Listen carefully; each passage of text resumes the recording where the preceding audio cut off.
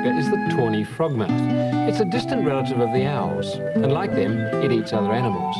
But it hasn't got the tearing beak of the owls, it's got a shovel-like beak, and it feeds in insects and the occasional mouse. It feeds on the ground, but it flies silently like the owls.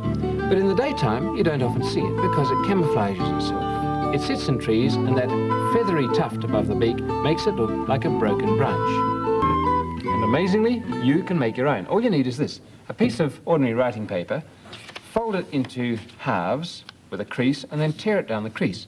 You'll end up with 2 half pieces of paper, oddly enough, and keep one to one side in case you make a muck of the frogmouth with the first one. But it's not so hard. All you do is to fold it down the middle first, work accurately because it'll come out better like that, crease it, and then fold it across the middle for the second fold, bringing the ends together.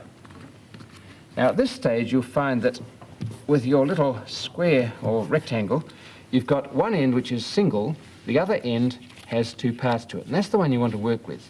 Go to the middle fold and take that corner between your thumb and forefinger and bend it to the outside in a sort of triangle. Make sure it folds really about halfway across the end there, and squash it down. Then you open the whole thing out and you find that you've got a piece of paper with a cross in the middle and 2 sort of pyramids, one at each end. The trouble is those pyramids are not quite right. They should go valley, hill, valley, but they go valley, hill, hill in each case. So take the hill that ought to be a valley and turn it into a valley by bending it the other way. Here goes. Just a little bit of juggling between fingers and thumbs usually does it. And to make sure that it's going to stay that way, pick up the hill between your thumb and forefinger, pinch it together, and just use your other fingers to smooth the creases like that. It should end up looking like that. Valley, hill, valley. And you do the same on the other end. Valley, hill, hill, turn that to a valley. Down we go, crease it the other way, pinch the hill, and smooth things out. And that's the way it ought to turn out, like that. Then you turn it over, and you take the bottom part of that and fold it up just beyond the middle crease. Like that. That's going to be the bottom part of the beak. You'll see it better when I've turned it round. Bring the other part down to overlap it. There's the beak completed, and in fact all the construction is now done. All you have to do is to colour it. And we do it with anything you like. Felt pens I'm going to use. The central part is the beak. Let's colour it in so you can see it now. We go along those creases. There's the top part of the beak there, and the bottom part there.